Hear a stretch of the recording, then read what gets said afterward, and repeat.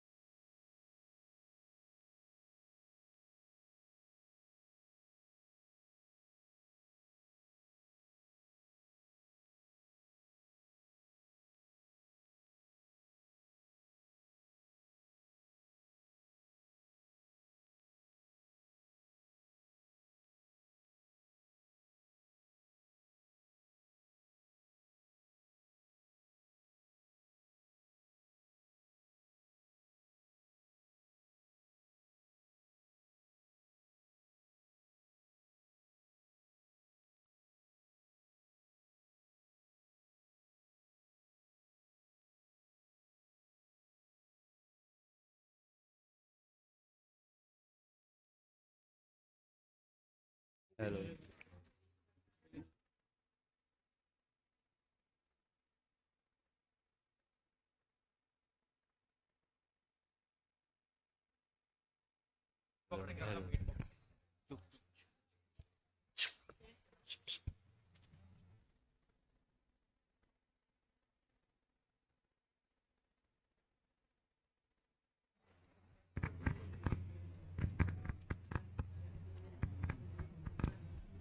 चल तू ये वाला सूत्र पढ़ के बता पक्या।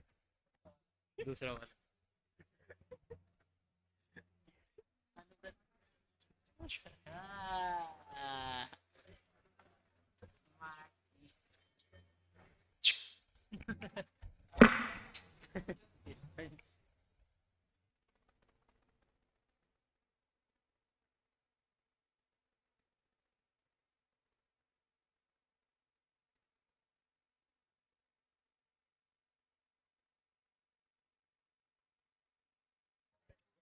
पढ़ थोड़ा भाई।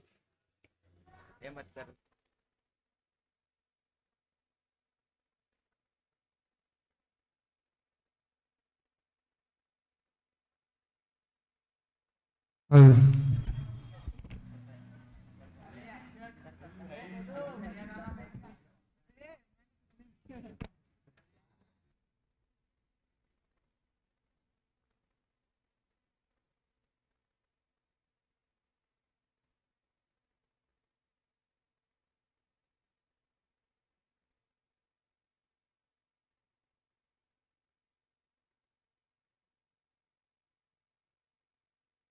क्या?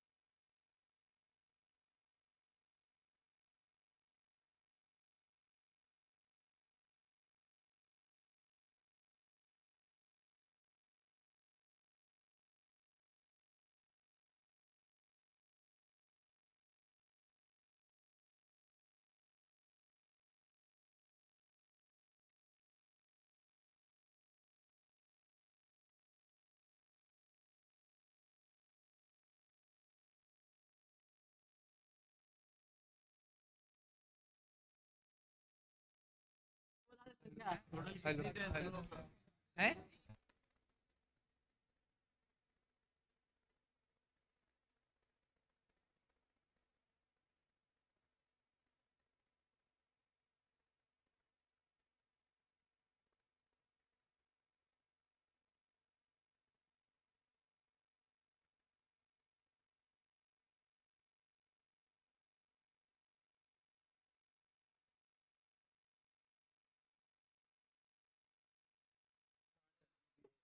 लोग कौन मान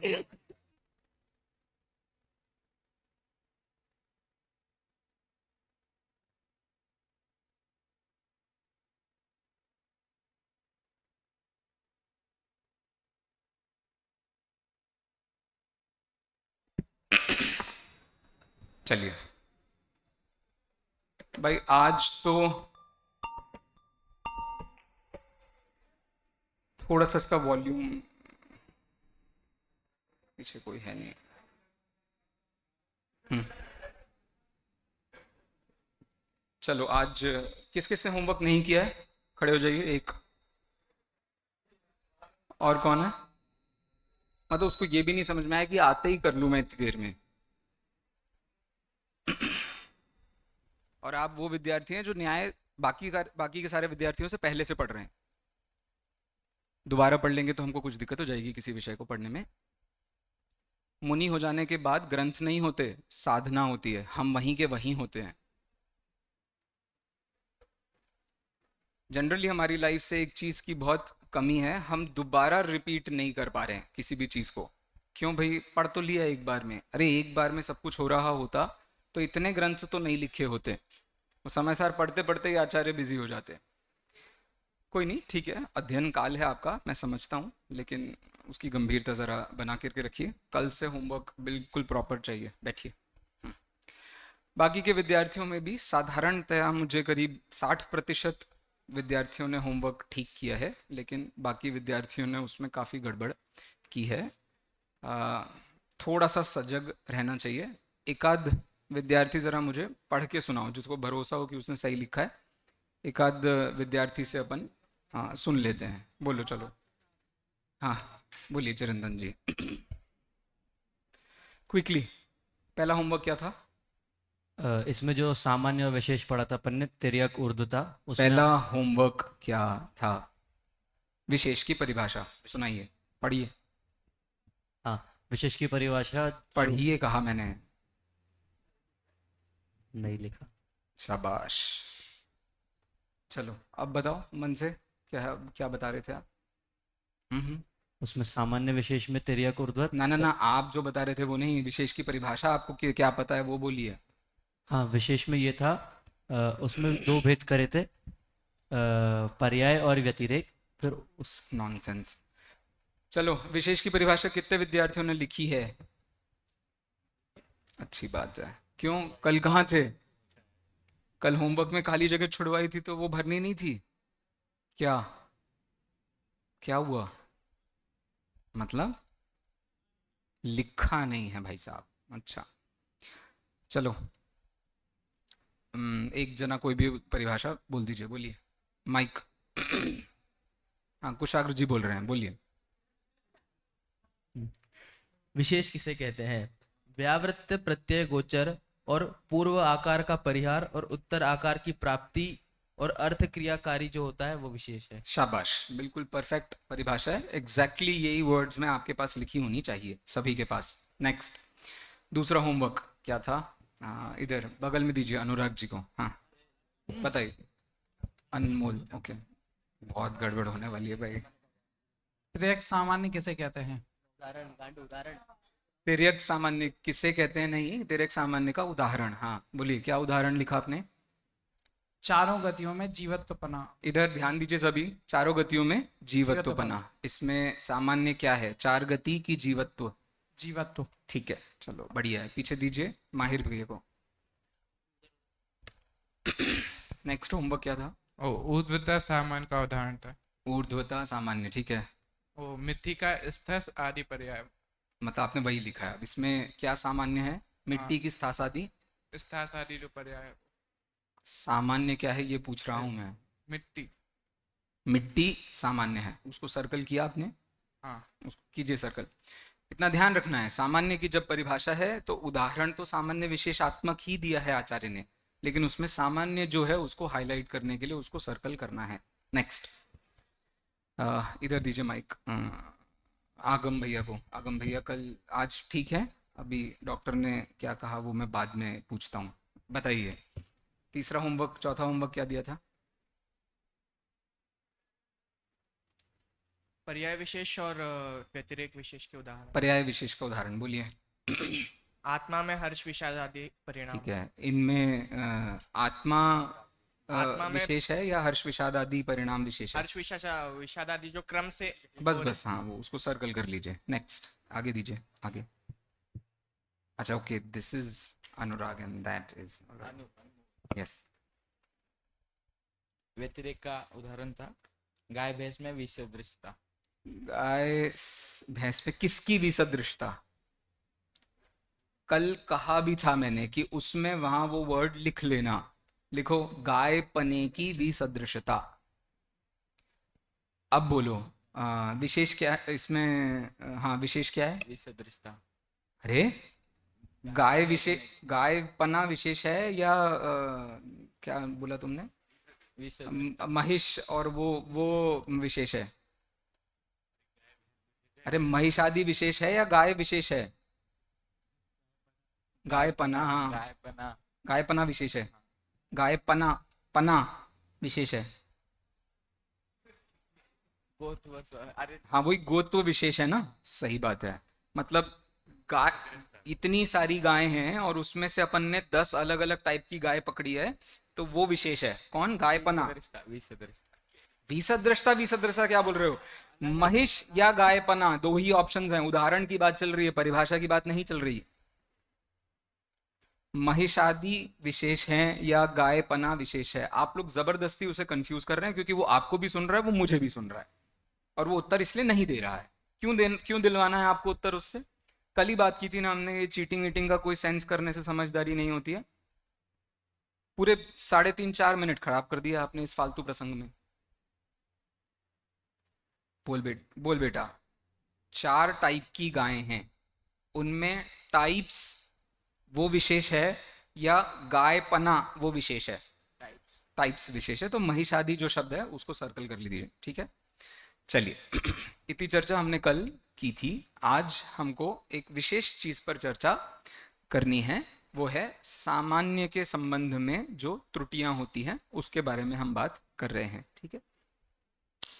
बेटा दिखाना जरा पेज नंबर 204।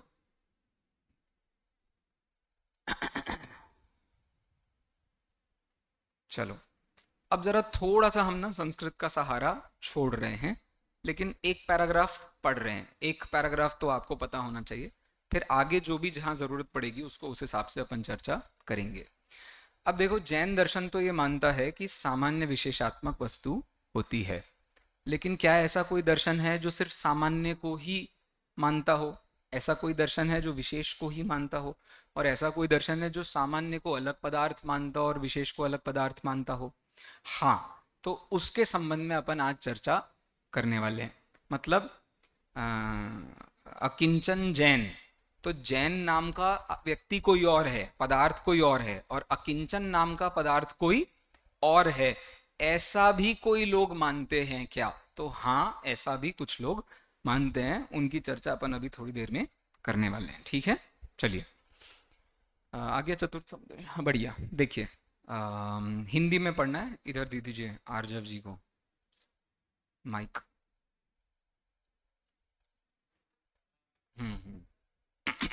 चलो, चतुर्थः समुद्देशः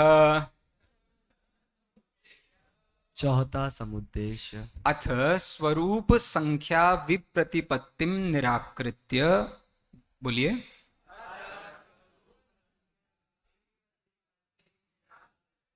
विषय विप्रतिपत्ति निरासार्थम आह।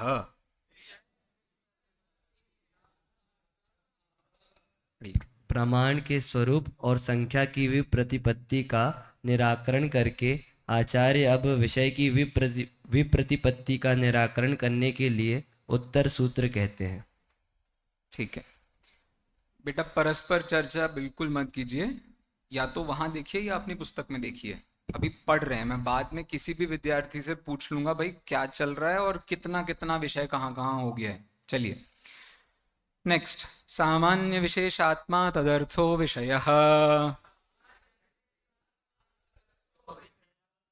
सामान्य विशेषात्मक पदार्थ प्रमाण का विषय है। इसके साथ में इसका विभक्ति निर्देश भी लिख लीजिए, क्योंकि सूत्र व्याख्या में वो आपके बहुत काम आएगा। पुस्तक में ऊपर लिख लीजिए या अपनी कॉपी में अलग से लिख लीजिए। बोलो, सामान्य विशेषात्मा क्या है? ये नकारांत शब्द में पुल्लिंग प्रथम एक वचन है, प्रथमा का एक वचन है। तदर्थः, ये क्या है? तदर्थः ये क्या है? तो अकारांत शब्द में प्रथमा पुल्लिंग प्रथमा का एक वचन है। अगला क्या है? विषयः, सेम। नेक्स्ट, तस्, हाँ, अर्थ पढ़िए। सामान्य विशेषात्मक पदार्थ प्रमाण का विषय है। बढ़िया। तस्य प्रमाणस्य ग्राह्यः अर्थः विषयः इति यावत्। बोलिए। तस्य,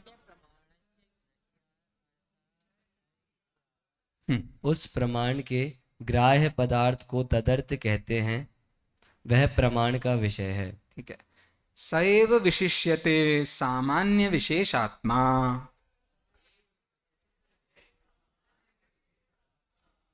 वही पदार्थ सामान्य विशेषात्मक विशेषण से विशिष्ट है। एक सेकेंड भाई, कॉपी पेन बिल्कुल बंद कर दो। कॉपी बिल्कुल बंद कर दीजिए अपने आसपास से। जब खुलवा के मैं लिखवाऊंगा तभी लिखनी है। अभी बिल्कुल अपना उपयोग दूसरी जगह मत लगाइए, केवल विषय को समझने का काम कीजिए। चलिए, सामान्य विशेषौ वक्ष्यमाण लक्षणौ। ता तौ आत्मानौ यस्य इति विग्रहः।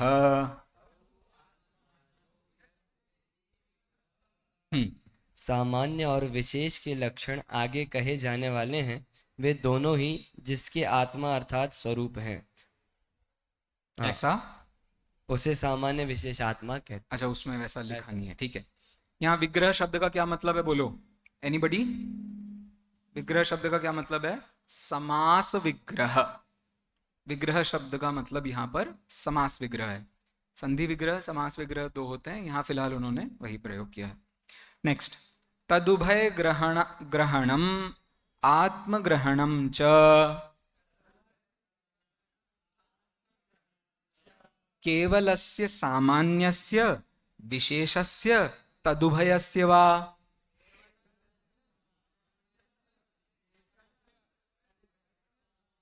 स्वतंत्रस्य वा, अच्छा उसके साथ पढ़ना था, स्वतंत्रस्य बोलिए, प्रमाण विषयत्व प्रतिषेधार्थम,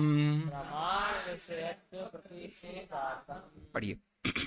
सामान्य और विशेष इन दोनों पदों का ग्रहण तथा आत्म पद का ग्रहण केवल सामान्य, केवल विशेष और स्वतंत्र सामान्य विशेष की प्रमाण विषयता के प्रतिषेध के लिए है। ठीक है, चलिए अभी तक इतना विषय अपन ने पढ़ा है। बोलो भाई, इसमें से क्या क्या समझ में आया है आपको? इसमें से 4 बातें हुई हैं, 4 बातें आपको समझ में आ जानी चाहिए। कौन कौन सी बातें आपको पकड़ में आई हैं, जरा वो देखता हूँ, ठीक है। बोलो भाई, कितनी बातें समझ में आ रही हैं आपको? 4 में से कितनी कितनी बातें समझ में आई, बोलो। हाँ, चारों हो गई? 4, 2, ऑल राइट। इधर जिन्हें तत्काल, अरे अब क्या नीचे देखने बैठे हो, वो तो पढ़ते पढ़ते अंडरलाइन करना था आपको। कितनी बातें समझ में आ रही? एक भी समझ में नहीं आई? पढ़ के अभी पढ़ा है हमने, तब क्या कर रहे थे आप? भाई जिस समय पढ़ रहे हैं उसी समय पढ़ना है ना, बाद में क्या पढ़ना है? बाद में कोई टाइम नहीं है पढ़ने के लिए। बोलो चिरंतन जी, कितनी बातें समझ में आई? कितनी बातें समझ में आई? एक माइक दीजिए। उसमें पदार्थ के प्रामाणिकता क्या बता रहे हैं, वो 2 प्रकार से होता है, सामान्य और विशेषात्मक। पदार्थ की प्रामाणिकता, अरे पदार्थ की प्रामाणिकता, प्रमाण कौन होता है? ज्ञान होता है कि पदार्थ होता है? प्रमाण ज्ञान होता है। ज्ञान होता है, तो पदार्थ की कैसे प्रामाणिकता बता रहे हैं आप? पदार्थ की प्रामाणिकता नहीं होती भाई साहब, ज्ञान की प्रामाणिकता होती है। स्वरूपी स्वापूर्वार्थ व्यवसायत्मकम ज्ञानम प्रमाणम, प्रमाण तो ज्ञान में पाया जाता है। पदार्थ से प्रामाणिकता होता है, पदार्थ की प्रामाणिकता नहीं होती। पदार्थ से, पदार्थ जैसा है वैसा मेरे ज्ञान में आया, इसको बोलेंगे हम पदार्थ का मुझे प्रामाणिक ज्ञान हुआ। समझे? तो पदार्थ का तो क्या पता चला है अपने को? स्वरूप। क्या है पदार्थ का स्वरूप? सामान्य विशेषात्मक। शाबाश, इधर दीजिए प्रक्षाल जी। और क्या पॉइंट कुछ समझ में आया बेटा इसमें से?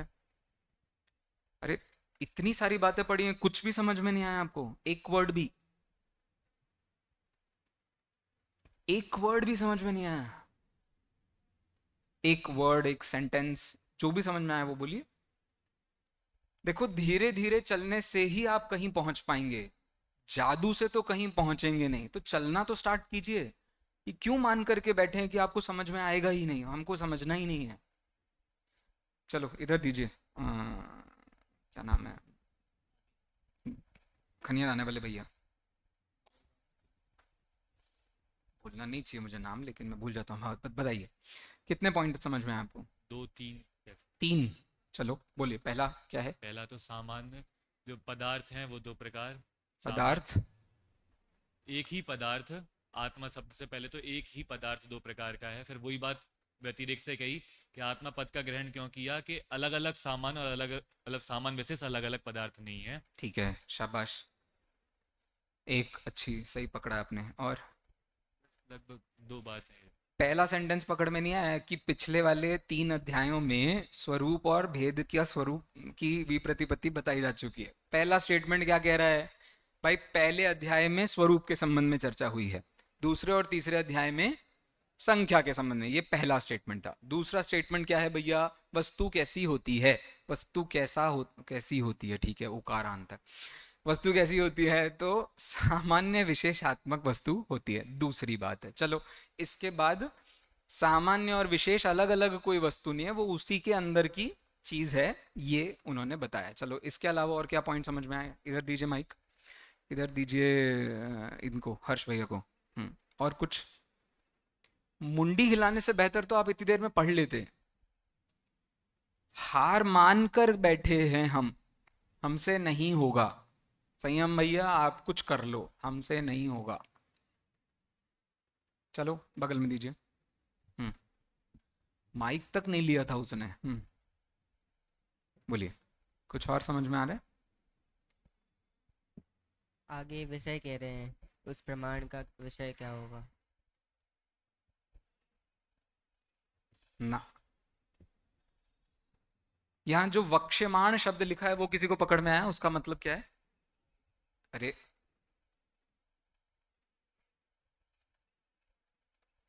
तुमको समझ में, क्योंकि तुमने जो वाक्य बोला ना वो इसलिए गलत है क्योंकि तुम्हें वक्ष्यमाण शब्द का अर्थ नहीं पता है। पीछे बोलो ध्यान से, जितनों को जितना समझ में नहीं आ रहा है लिखते जाइएगा इधर उधर। हाँ, किताब में ही। अच्छा किताब है नहीं। हाँ बोलो। सामान्य और विशेष जो आगे कहेंगे, सामान्य विशेष तो कह दिया यहीं पे, आगे क्या कहेंगे? आगे क्या होता है? विश्लेषण उनका और लक्षण, लक्षण कहेंगे। वक्ष्यमाण शब्द का मतलब होता है आगे कहना। माण शब्द का प्रयोग है ना, माण शब्द का प्रयोग दोनों अर्थों में होता है। शानच प्रत्यय से दोनों ही अर्थ निकाले जाते हैं। अभी कहा जा रहा है, आगे कहा जाएगा, अभी से लेकर आगे कहा जाएगा, इस अर्थ में वक्ष्यमाण का प्रयोग होता है। अरे पॉइंट समझ में आया? शानच प्रत्यय का कार्य कंटिन्यूअस टेंस में यूज होता है। Present tense, past tense, future tense, इनका जो कंटिन्यूअस रूप है उसमें जो प्रेजेंट कंटिन्यूअस है उसके लिए प्रयोग करते हैं हम शानच। पास्ट कंटिन्यूअस के लिए संस्कृत में कुछ नहीं है, फ्यूचर कंटिन्यूअस के लिए संस्कृत में कुछ नहीं है, क्योंकि उसकी उनको आवश्यकता वैसी दिखाई नहीं दे रही थी। ठीक है, इंग्लिश में है। इंग्लिश में तो बाप रे इतने टेंसेस बना रखे हैं, है जबरदस्ती टेंसेस बना रखे हैं, लेकिन हैं, अब हैं तो हैं। चलो कहाँ थे हम? वक्ष्यमाण शब्द का अर्थ सबको पकड़ में आ गया। उनका लक्षण अपन आगे कहेंगे। कौन से नंबर के सूत्र में कहने वाले हैं लक्षण? तो इसके जस्ट बाद चौथा, पांचवा, सातवां, आठवां, इन सूत्रों में इनके सामान्य विशेष का लक्षण आगे विस्तार से भेद करके बताया जाएगा। ठीक है, और लक्षण क्या है तो आप सीधा सीधा उत्तर तो दूसरे सूत्र में लक्षण बताया जाएगा। चलो, इसके अलावा एक और बहुत इंपॉर्टेंट स्टेटमेंट है, इसलिए मैंने कहा था 4 ही बातें हैं। चौथी बात किसको पकड़ में आई है वो बोलो। चलो चौथी और आखिरी बात है, बोलो। इधर अक्षय अस में है। अक्षय नाम रिवाइज कराओ, तुम पढ़ मत लेना बिल्कुल भी। मेरे गणधर बनाने के लिए बिठाया ना तुमको, ताकि तुम मुझे ज्ञान देते रहो। हाँ, यहाँ पर 3 प्रकार का कहा है, केवल सामान्य, केवल विशेष और स्वतंत्र सामान्य विशेष की। इनका क्या करने के लिए? प्रतिषेधार्थम, इनका प्रतिषेध करने के लिए। तो सीधी बात है, ये सूत्र हर, आपको याद है अपन लोगों ने 2nd पैराग्राफ पढ़ा था प्रमेय रत्नमाला का, उस पैराग्राफ में शास्त्र का स्वरूप बताया था। शास्त्र किसे कहते हैं ये बताया था, और उसका उद्देश्य भी स्पष्ट किया था।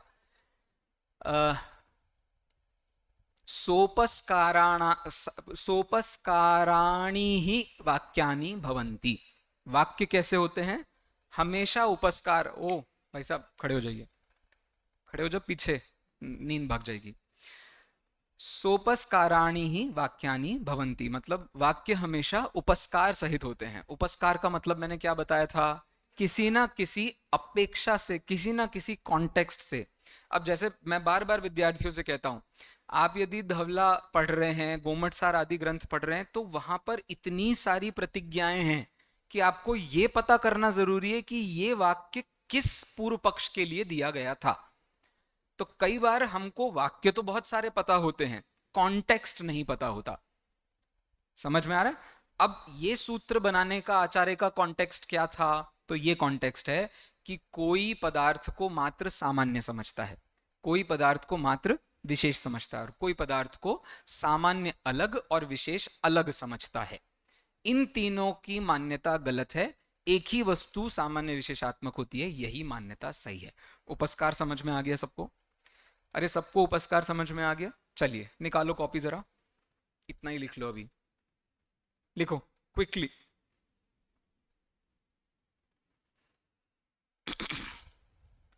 अन्य दर्शनों की अरे अब बैठ करके लिख सकते हो, अब थोड़ी नींद आएगी आपको लिखते हुए। पनिशमेंट नहीं है, हेल्प है। यस, अन्य दर्शनों की विषय के संबंध में मान्यता क्या है? प्रश्न, उत्तर लिखिए।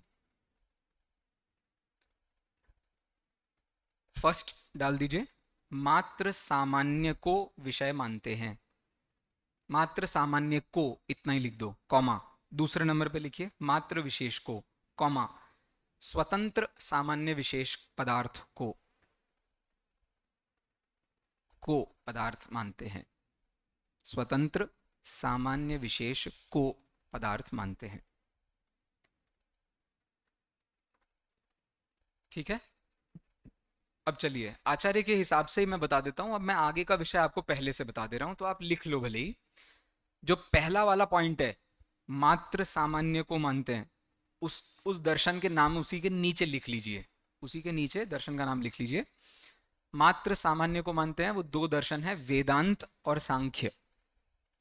वेदांत और सांख्य। देखिए इस वाक्य की प्रामाणिकता के लिए 1 मिनट स्क्रीन पर देखिए। तस्य सन मात्र देहस्य परब्रह्मणो, परब्रह्मणो कौन सा दर्शन हो गया? वेदांत दर्शन। निरस्तत्वात् तद इति तद इतरत विचार्यते।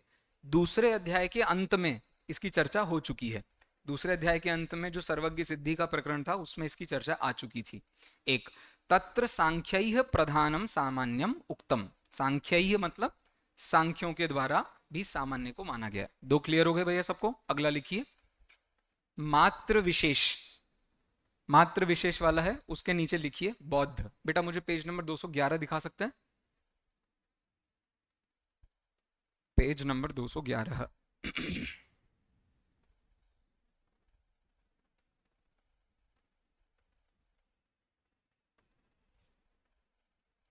मिल गया? देखिए, तथा विशेषा एव तत्वम, मिल गया। अब इसी में सबसे नीचे आइए आप, फुटनोट देखिए। हाँ, फुटनोट में सबसे लास्ट, सामान्य निराकरणे सती बौद्धौ वदति, मिल गया वो लास्ट में। तो अब किसका नंबर आया है? बौद्धों का। अब बौद्ध विशेष को ही पदार्थ मानते हैं। हो गई? अरे समझ आ गया? अगला देखिए, स्वतंत्र सामान्य विशेष। स्वतंत्र सामान्य विशेष, इसमें लिखिए नैयायिक वैशेषिक यौग। यौग लिख के नैयायिक वैशेषिक लिख सकते हैं आप।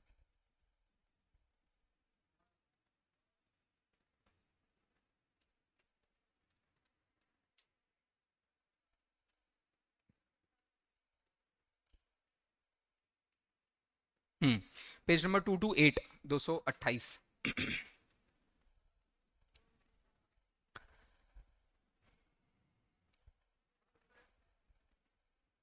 228 मिल गया? हाँ, देखिए पैराग्राफ जहां स्टार्ट हो रहा है, नापि सामान्य विशेषौ परस्पर अनपेक्षौ इति यौग मतमपि। किसका मत है? यौग। यौग मतलब नैयायिक वैशेषिकों का मिलकर के। तो टोटल आचार्य देव ने इनकी मान्यता का खंडन किया है। ठीक है, यहां तक सबको क्लियर हो गया? मुझे माइक दीजिए।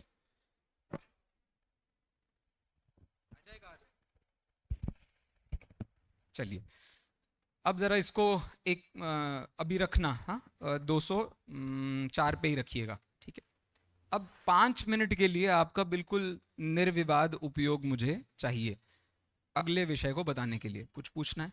बोलिए।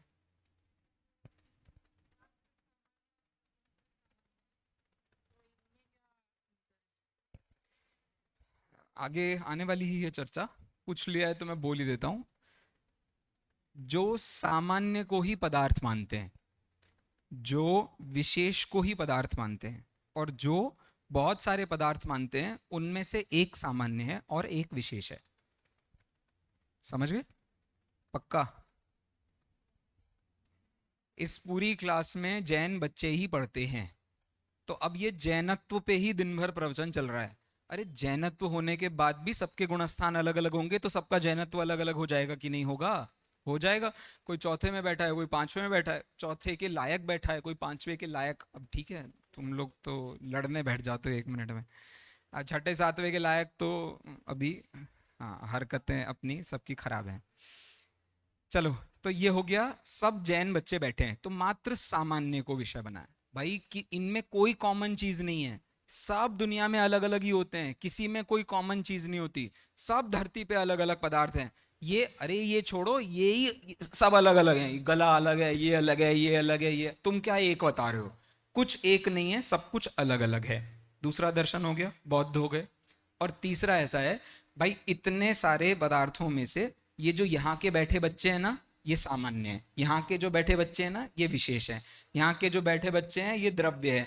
वहाँ जो हवा है, ये सारा ये नास्ति पदार्थ है। ऐसा अलग अलग पदार्थों को मानते हैं। तो सामान्य को भी मानते हैं, विशेष को, लेकिन अलग अलग पदार्थों को। जैन क्या मानते हैं भाई? यही अकिंचन विशेष है, जैन सामान्य है, यही विशेष है, यही सामान्य है। ऐसा, ठीक है? आइडिया सबको क्लियर? सबको क्लियर हो गया? चलिए, अच्छा है, thank you for the question. मैं शायद समझाता नहीं, जल्दी भाग जाता।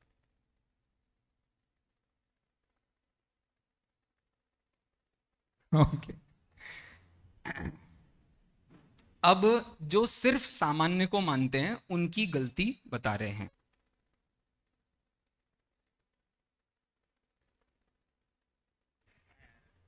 हाँ, हेलो।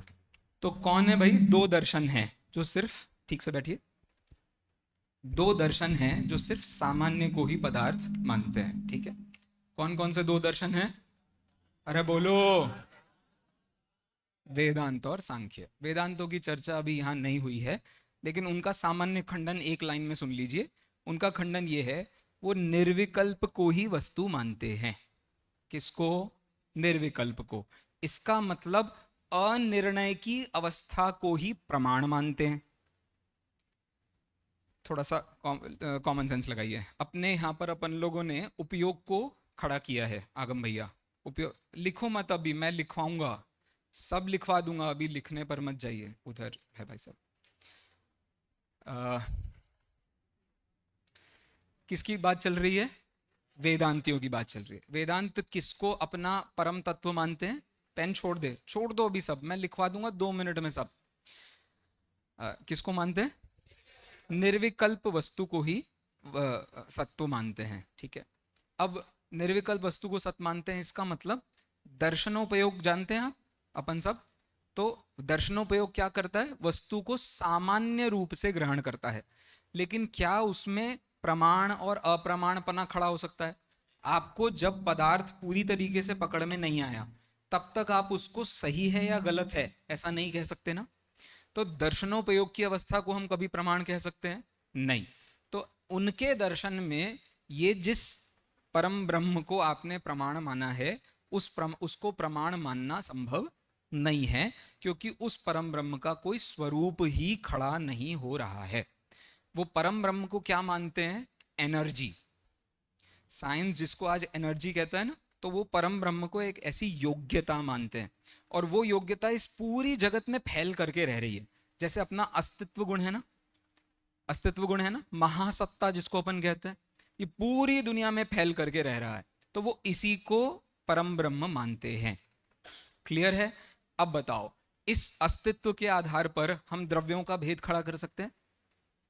जीव, पुद्गल, धर्म, अधर्म, आकाश, काल, इनको सामान्य गुणों के आधार पर सिद्ध कर सकते हैं क्या हम?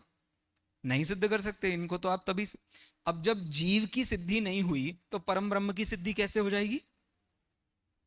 पॉइंट समझ में आया? तो परम ब्रह्म का खंडन ऐसे होता है, जो कि पीछे हो चुका है, जिसका वो लोग तर्क पता है क्या देते हैं? चलो सब आंखें बंद करो। मैंने शायद उस तरफ क्लास में बाद में करवाया भी था। आंखें बंद करो, सब आंखें बंद करो, मम्मी को याद करो, पापा को याद करो, अपने पुराने गुरु को याद करो, सब याद करो, सब ध्यान से याद करो। चलो आंखें खोलो और बताओ मैं क्या कर रहा हूं। जैसे ही आपने आंखें खोली और आपको जो फर्स्ट चीज का आभासन हुआ कि कुछ तो है, इसका नाम परम ब्रह्म है, ऐसा उन्होंने कहा। अब इसको तो परम ब्रह्म मानना नहीं जा सकता, क्योंकि इसमें तो हमको वस्तु ही पकड़ में नहीं आई, तो फिर हम कैसे कहेंगे कि वो कुछ है। क्लियर हो गया भैया? एक का खंडन क्लियर हो तो आप पढ़ना, आपको उसके संबंध में और मिल जाएगा। अभी फिलहाल अपने पास समय नहीं है। दूसरा देखिए, सांख्य दर्शन। ठीक है, सांख्य दर्शन के साथ क्या प्रॉब्लम है? तो सांख्य दर्शन जगत में दो पदार्थ मानता है, मतलब वैसे अनंत पदार्थ मानता है, लेकिन उनको दो में लिखना, मैं कह रहा हूं भी कुछ नहीं लिखना है, मैं सब लिखवा दूंगा। सांख्य दर्शन दो चीजें मानता है, दिमाग में केवल उत्तर रखिए। कौन कौन सी दो चीजें? प्रकृति और पुरुष। अब इसका जनरल डिवीजन क्या है भाई? पुरुष तो जीव होता है और प्रकृति अजीव होती है। जीवा जीव विवेक पुष्कल दृशा प्रत्यायत पार्षदान, सुना है ना आपने? ये जीवा जीव अधिकार का मंगलाचरण है। अभी क्या समय सर? अभी स्टार्ट नहीं हुआ। अच्छा सॉरी, अच्छा अभी, हाँ okay okay, sorry sorry, I am very sorry. Okay, जीव और अजीव जगत में दो ही पदार्थ हैं, तो ऐसा करके उन्होंने भी यही कहा कि पुरुष और प्रकृति जगत में दो ही पदार्थ हैं। अब प्रॉब्लम कहाँ खड़ी हुई? जीव और अजीव खड़े करोगे तो क्या दिक्कत है? सब सही है, जैन भी मानते हैं, सभी मानते हैं, भेद विज्ञान ऐसे ही खड़ा होगा, इसके बिना आप निर्णय नहीं कर सकते। चलो, अब क्वेश्चन ये है कि ये जिस जीव अजीव को हम खड़ा कर रहे हैं, इनका स्वरूप क्या समझते हैं? तो जैन उसका स्वरूप क्या स्वरूप समझते हैं, वो क्या समझते हैं, उसमें ही डिफरेंस है। तो इनके साथ क्या होता है, वो प्रकृति को मानते हैं सिंगल एलिमेंट। प्रकृति को क्या मानते हैं?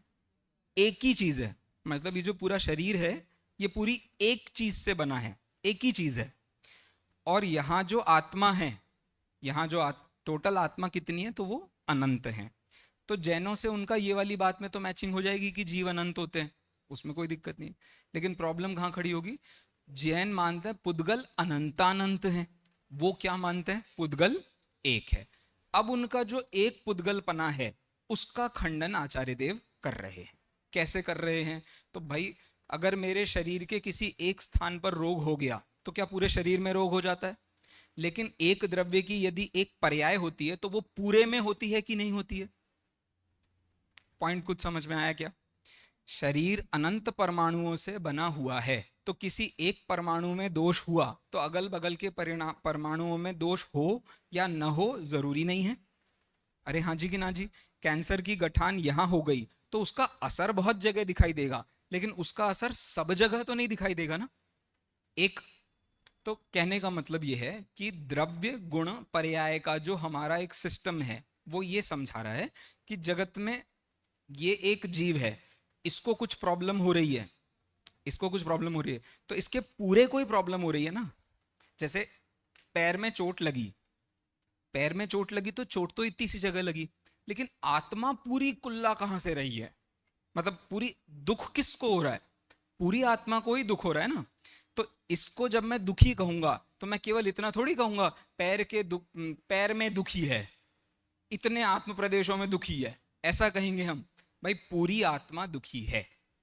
पॉइंट समझ में आया? तो ऐसे ही प्रकृति को यदि आप केवल एक चीज से बनी हुई मानोगे, केवल उसको एक मानोगे, तो ये प्रॉब्लम होगी कि वो कंप्लीटली एक जैसी काम करनी चाहिए। पॉइंट सबको क्लियर हो गया? अब क्वेश्चन ये था कि प्रकृति यदि एक है तो वो पूरी दुनिया को बना किसके लिए रही है? ध्यान से समझना, ये क्वेश्चन बहुत इंपॉर्टेंट है। प्रकृति यदि केवल एक वस्तु है तो वो पूरी दुनिया को बना क्यों रही है? वो पूरी दुनिया को दो ही ऑप्शंस हैं, या तो वो पूरी दुनिया को अपनी मर्जी से बना रही होगी, या वो पूरी दुनिया को जीव के लिए बना रही होगी। अरे ऑप्शंस तो दो ही है ना, या तो पूरी दुनिया को अपनी मर्जी से बना रही है, या वो पूरी दुनिया को जीव के लिए बना रही है। यदि वो जीव के लिए बना रही है तो फिर इसका मतलब असली जो गुनहगार है वो जीव है। मतलब असली जिम्मेदारी जीव की है। जीव हरकतें देगा तो प्रकृति में परिवर्तन होगा। इसका मतलब इस पूरे जगत का जिम्मेदार कौन हो गया? जीव। जबकि उन्होंने क्या माना है जगत का जिम्मेदार? प्रकृति। एक गड़बड़ हो गई। दूसरी गड़बड़, यदि हम प्रकृति को स्वतंत्र माने कि भैया हाँ प्रकृति अपने हिसाब से काम करती है, ये जीवा है ना अपने मन से काम करता है भाई, किसी के कहने पर कोई काम नहीं करता, हमें दूसरे से कोई लेना देना नहीं है, है ना। अरे उदाहरण है राजा, सीधे उसको मत परेशान करो। सपोज ये परिस्थिति है, खुद से काम कर रहा है, तो खुद से काम कर रहा है तो फिर वो किसी को भी काम करा सकता है। मतलब अब फिर तो मुक्तात्माओं को भी प्रकृति का परिवर्तन कराना चाहिए, क्योंकि प्रकृति तो स्वतंत्र है परिणमन कराने के लिए। फिर मुक्त जीवों का परिणमन क्यों नहीं कराती वो? पॉइंट समझ में आया? यदि कर्म बलवान है, अपने यहाँ जो एक डिबेट बहुत कॉमन डिबेट है, कौन सा डिबेट है? कर्म बलवान है कि जीव बलवान है। कर्म यदि बलवान है तो फिर कर्म जाकर के अरहंतों में भी चिपकना चाहिए, सिद्धों में भी चिपकना चाहिए। अब अरहंतों में तो आप कह दोगे चलो आश्रव होता है, सिद्धों में चिपकना चाहिए, लेकिन सिद्धों में वो नहीं चिपकते। क्यों? क्योंकि सिद्ध कुछ गड़बड़ नहीं कर रहे। इसका मतलब कौन जिम्मेदार है? मुझे मनुष्य गति में लाने में जिम्मेदार कौन हुआ? जीव। उनकी फिलॉसफी में कौन जिम्मेदार है? प्रकृति, जो कि कौन है? अचेतन। प्रॉब्लम समझ में आ गई फिलॉसफी की? सबको प्रॉब्लम समझ में आ गई। अब यही प्रॉब्लम निश्चयाभासी जीव को भी होती है। क्या प्रॉब्लम होती है? भाई मेरे आसपास की परिस्थितियां मेरे को परेशान कर रही हैं, मैं तो बिल्कुल शुद्ध हूं, कर्म का उदय है, ऐसा मैं क्या कर सकता हूं, मेरे से तो आज तक कभी कोई गलती हुई नहीं। पॉइंट समझ में? कभी कभी आप विद्वानों में भी ऐसा नेचर देखते हैं, कई विद्वान भी ऐसा, भाई ये बच्चे किसके लिए यहाँ पढ़ रहे हैं? हम पढ़ा रहे हैं ना, तुम आओ बेटा हमारी सेवा करो, तुम्हारी और किसकी जिम्मेदारी है हमारी सेवा करने की? हम तो शुद्ध हैं, ये लाओ वो लाओ, ऐसा करो वैसा करो, दुनिया भर का सारा हिसाब किताब लगाओ। बात ये नहीं चल रही है। आपको आवश्यकता, आप प्रेम से कह दो, तमीज से कह दो, भाई चलो इससे ये पता चलेगा कि हाँ रागी हैं। ऐसी हरकतें क्यों दे रहे हो कि हम रागी भी हैं और उसके बाद मुंह से कह भी नहीं सकते कि हम कोई बहुत अच्छा काम कर रहे हैं। पॉइंट समझ में आया क्या? सबको हिसाब समझ में आ गया? तो सांख्य दर्शन में बेसिक मिस्टेक कहाँ है? उनके प्रकृति और पुरुष के स्वरूप के अंतर्गत है। पॉइंट सबको क्लियर हो गया? अब प्रकृति, इसके उत्तर में वो एक तर्क देते हैं जो कि आपने जगत में सुना भी होगा। देखो तर्क क्या है। वो तर्क ये देते हैं कि एक काम होता है तो उसके बहुत सारे कारण होते हैं। जैसे अपना एक प्रशिक्षण शिविर हुआ और आपने किसी एक व्यक्ति को प्रशिक्षण का हीरो घोषित कर दिया, तो कुशाग्र भैया खड़े हो जाइए।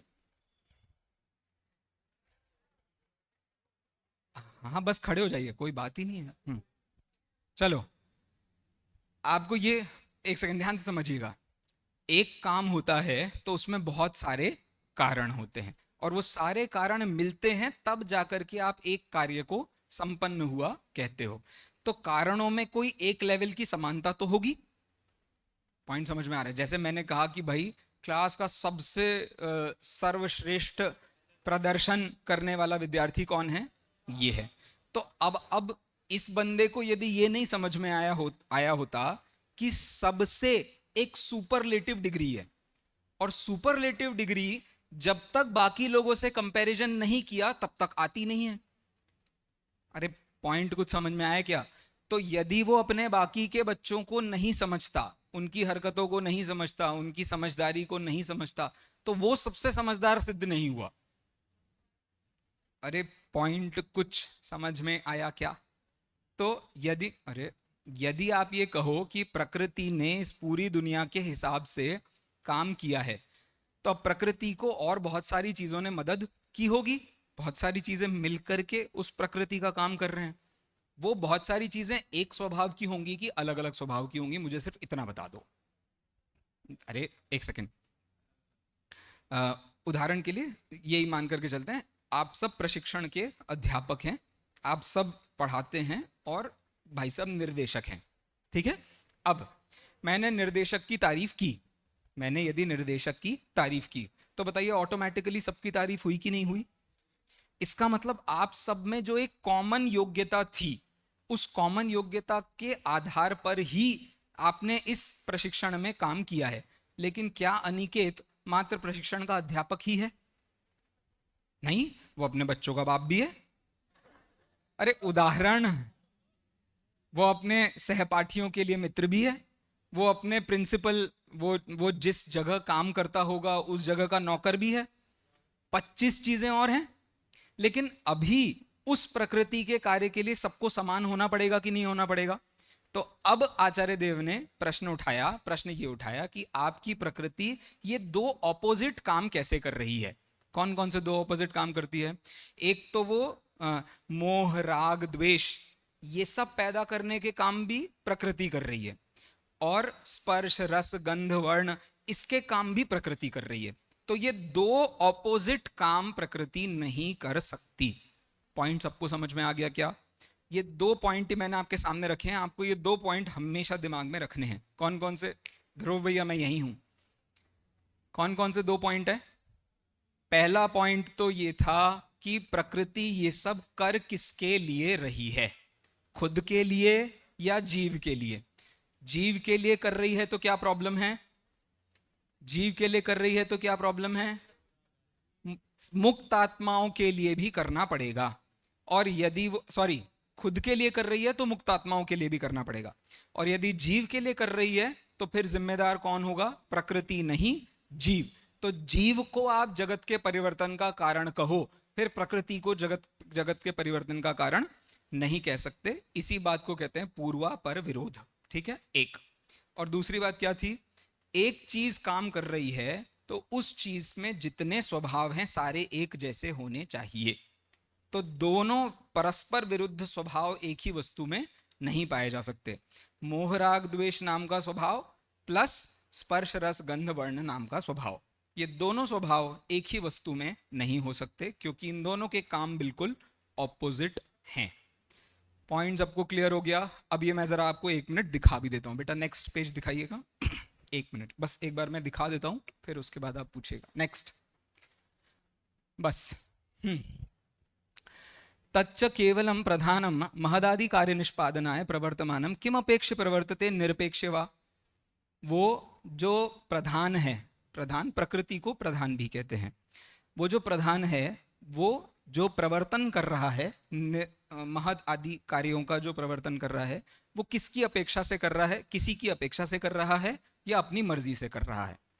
पॉइंट समझ में आया? अब इसी पैराग्राफ के एंड में आप देखेंगे तो आपको ये मिल जाएगा कि यदि पुरुष के लिए कर रहा है तो फिर पुरुष को जगत का निर्माता मानना पड़ेगा, जबकि आपने प्रकृति को जगत का निर्माता माना है। और दूसरा, यदि नेक्स्ट पेज दिखा बेटा, बस ऊपर यहां देखो, मुक्त जी, हाँ ये देखो नीचे से दूसरी लाइन, अथ उपकार निरपेक्षमेव प्रधानम प्रवर्तते। यदि वो निरपेक्ष होकर के काम करता है तरही मुक्तात्मानं प्रति एव प्रवर्तेता अविशेषात। मतलब अविशेष रूप से वो मुक्त आत्माओं का भी प्रवर्तन करेगा। पॉइंट क्लियर हो गया भैया सबको? ये एक मोटा मोटा हिस्सा है, ये आपको क्लियर रहना चाहिए। चलो दूसरा जो मैंने हिस्सा कहा था वो भी आपको दिखाता हूं। Next please, next page. हाँ, अब प्रश्न है, ननु कार्याणाम एक अन्वय दर्शनात् एक कारण प्रभवत्वं भेदानाम परिमाण दर्शनाच्च। कार्यों का एक अन्वय देखना आवश्यक है। जो भी जगत में प्रकृति कार्य कर रही है, प्रधान कार्य कर रहा है, उसमें एक अन्वय होना चाहिए, एक रूपता होनी चाहिए। एक रूपता नहीं है। तदपि अचारु चर्वितम, वह चारु नहीं है, अचारु के द्वारा चर्वित है, चबाई गई है। सुख दुख मोह रूपतया और घटादेहे अन्वय अभावात अंतः तत्वस्य एव तथा उपलम्भात। क्या कह रहे हैं भैया? सुख दुख मोह रूप अवस्था ये घट में नहीं होती, जीव में होती है। तो घट भी प्रकृति से बना है। आप कह रहे हो घट तो प्रकृति से बना हुआ है, और जो मोहराग द्वेष है वो भी किसके कारण आ रहे हैं? प्रकृति के कारण आ रहे हैं। तो ये बात नहीं मानी जा सकती। क्यों नहीं मानी जा सकती? क्योंकि घट में मोहराग द्वेष नहीं होते। बिल्कुल सेम लॉजिक जो हम कर्मोदय के संबंध में देते हैं। कौन सा लॉजिक देते हैं भैया? कर्म के उदय ने आपको मोहराग द्वेष कराया है क्या भाई साहब? आपको होशियारी हो रही थी मोहराग द्वेष करने की उस समय जिस कर्म का उदय, जिस कर्म पर उदय का, जिस कर्म के विपाक का आरोप आता है उसको हम नाम देते हैं। पॉइंट सबको क्लियर हो गया? पक्की बात है। तो आचार्य देव ने इस आधार पर उसका खंडन किया है कि जैसे घड़े में मोहराग द्वेष नहीं होते, लेकिन वो भी किसके द्वारा किया हुआ है? प्रकृति के द्वारा किया हुआ है। तो प्रकृति में सभी पदार्थों में एक जैसा काम करने की योग्यता सिद्ध नहीं होने से एक प्रकृति सिद्ध नहीं हो सकती। तो अपने आप उनकी मान्यता का खंडन हो गया। पॉइंट सबको क्लियर हो गया? अंत तक देखेंगे तो आपको यही मिलने वाला है। अब सिर्फ कारिका देख लीजिए। कारिका में एग्जाम में क्वेश्चन आ जाता है 6 नंबरों का कि ये कारिका किस प्रसंग और किस उद्देश्य की पूर्ति के लिए आई थी। ठीक है, और अधिकतर ये कारिकाएं प्रसिद्ध हैं, सांख्य दर्शन की कारिकाएं प्रसिद्ध हैं। तो एक एक करके हम कारिका पढ़ते जाते हैं और मैं आपको बता देता हूं कि कौन सी कारिका किस पूर्व पक्ष में दी थी। उसको करते हैं, उससे पहले कॉपी निकालिए और लिख लीजिए जल्दी जो मैंने अभी कहा है। लिखिए।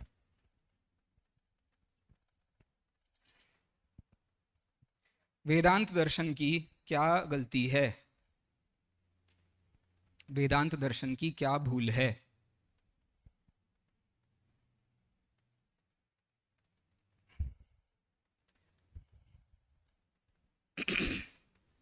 ब्रह्म को उत्तर, वे ब्रह्म को सत्ता मात्र मानते हैं, सत्ता सामान्य मात्र मानते हैं, ऐसा लिख लीजिए। वे ब्रह्म को सत्ता सामान्य मात्र मानते हैं।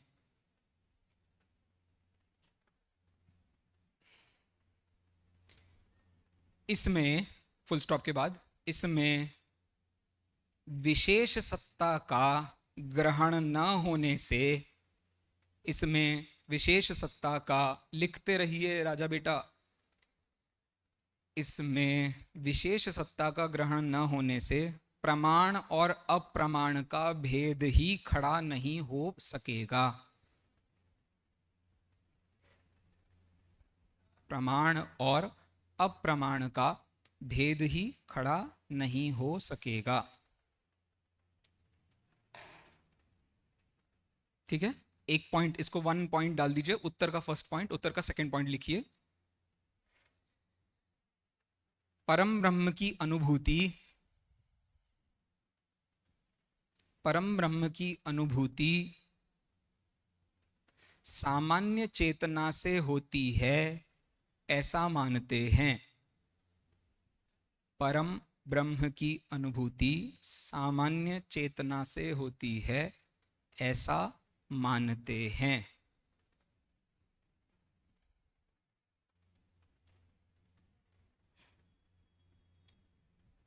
किंतु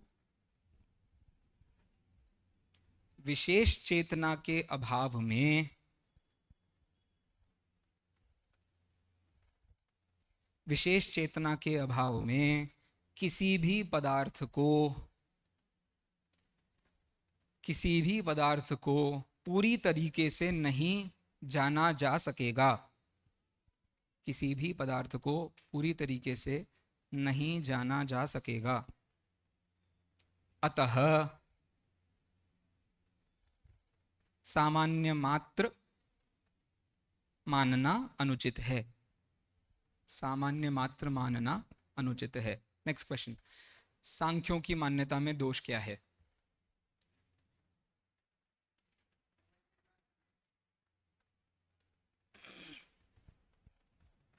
उत्तर, पहला, प्रकृति किसके, प्रकृति स्लैश प्रधान, ऐसा लिख लीजिए। उत्तर, प्रकृति स्लैश प्रधान किसके लिए, किसकी अपेक्षा से कार्य करता है, करती है? प्रकृति स्लैश प्रधान किसकी अपेक्षा से कार्य करता है? डैश, इसके नीचे पॉइंट नंबर 1 डालिए। पुरुष की अपेक्षा से, पुरुष की अपेक्षा से, उसके आगे डैश लिखिए। डैश करके लिखिए। तब तो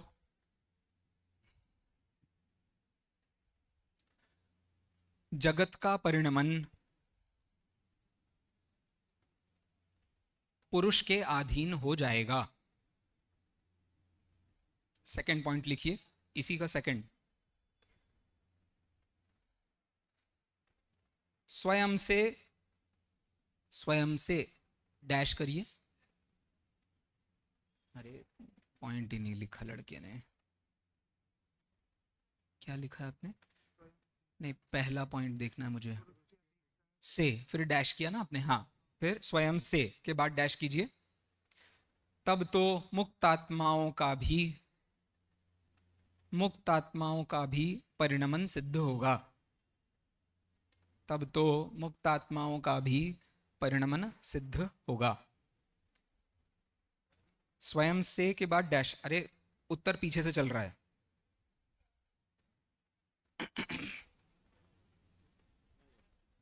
समझ गए ना?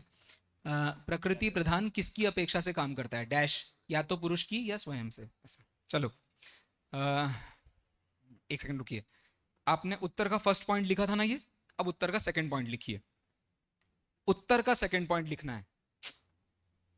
फर्स्ट पॉइंट का फर्स्ट और सेकंड हुआ है, अब एक और नया पॉइंट बनाना है। 3 मत लिखना, 2 लिखना। ओके, क्या था? हाँ,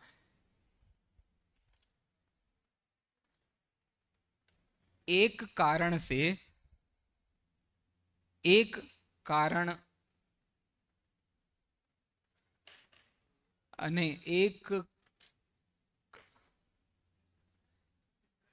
एक कारण में अनेक कार्यों की एक रूपता देखने को मिलती है। एक कारण में अनेक कार्यों की एक रूपता देखी जाती है। एक कारण में अनेक कार्यों की एक रूपता देखी जाती है। उत्तर, घड़े में सुख दुख आदि की अनुभूति न होने से, घड़े में सुख दुख आदि की अनुभूति न होने से प्रकृति के द्वारा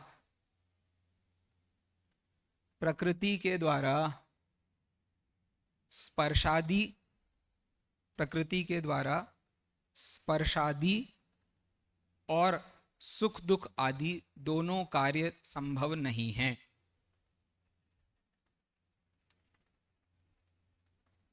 दोनों कार्य संभव, स्पर्शादि और सुख दुख आदि कार्य संभव नहीं है। ठीक है, चलिए अब सिर्फ कारिका देखते जाइए, बाद में अब आपको मैं होमवर्क दे रहा हूं, एग्जाम की दृष्टि से आप दोबारा से उसको देख लीजिएगा। बेटा पहली कारिका दिखा ना, त्रिगुणम पेज नंबर 205 पर है। त्रिगुणम अविवेकी विषयः, बस ये त्रिगुणम अविवेकी विषयः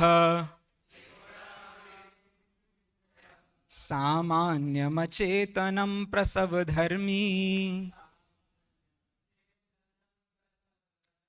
व्यक्तं तथा प्रधानम् तद्विपरीतस्तथा च पुमान्। तद विपरीतस्तथा पुमान, तथा मतलब उसी प्रकार, पुमान मतलब पुरुष, तद विपरीतः उससे विपरीत होता है, उससे के लिए जिससे चाहिए।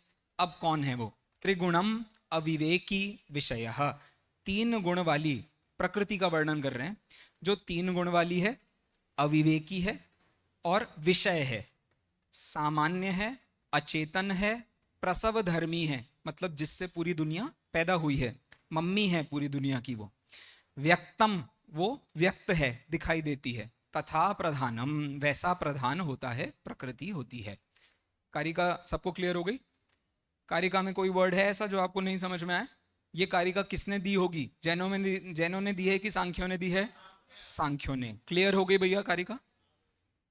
अविवेकी अचेतन है, विवेक का अर्थ यहां पर चेतन है, तो प्रकृति में चेतना नहीं होती। अविवेकी मतलब वो भेद विज्ञान नहीं कर सकती, ऐसा अर्थ कर लीजिए। ठीक है, गुड क्वेश्चन। नीचे आप एक बार भावार्थ में भी देखिएगा, आपको मिल जाएगा। हाँ हाँ भाई, अचेतन अलग है, अविवेकी अलग है। अविवेकी मतलब भेद विज्ञान नहीं कर सकती, चेतना मतलब सुख दुख का वेदन। क्लियर होगी भैया कारिका सबको? एक बार देख लेना, कुछ होगा तो कल पूछ लेना। नेक्स्ट भैया अगला देखना बेटा, कहाँ है कारिका? यही जो अपन ने पढ़ा था उसी के नीचे होगी। देखिए,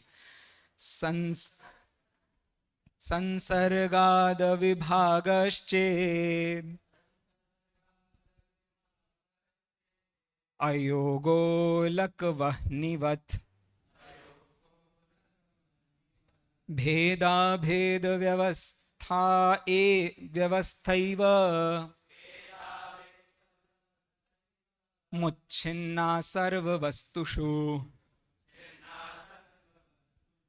अब ये कौन किससे कह रहा है? तो जैन सांख्यों से कह रहे हैं। इस पूरे सांख्य और जैनों के प्रकरण में केवल यही एक कारिका है जो जैनियों ने सांख्यों से कही है।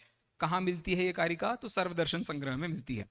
संसर्गात अविभागः चेत, संसर्ग से अविभाग होता है। संसर्ग से मतलब परस्पर के संबंध से विभाग अविभाग होता है, मतलब चीजों में विभाग नहीं पाया जाता। यदि ऐसा मानते हो तो अयोगोलक वह्निवत। कैसे भैया? तो अय गोलक वह्निवत। अय का मतलब क्या होता है?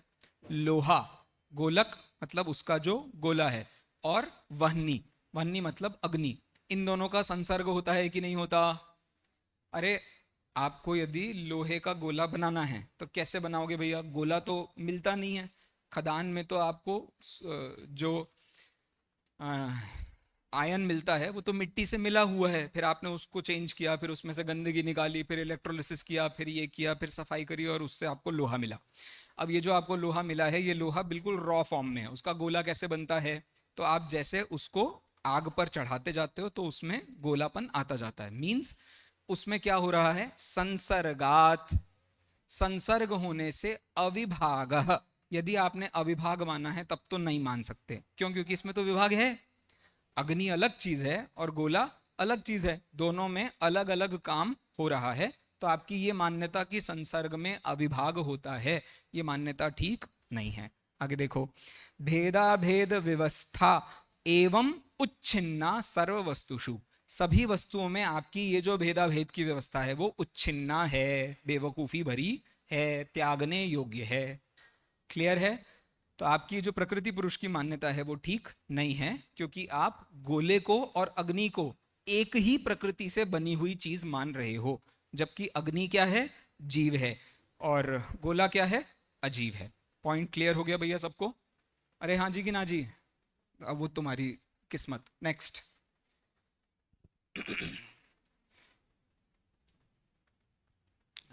वो है ये अनुश्री है, आर्या होगा। ऐसे ही पढ़ लेते हैं। प्रकृतिर महान ततो हंकारः। बोलिए। तस्माद् गणश्च षोडकः। तस्मादपि षोडशकात् पंचभ्यः भूपंचभूतानि।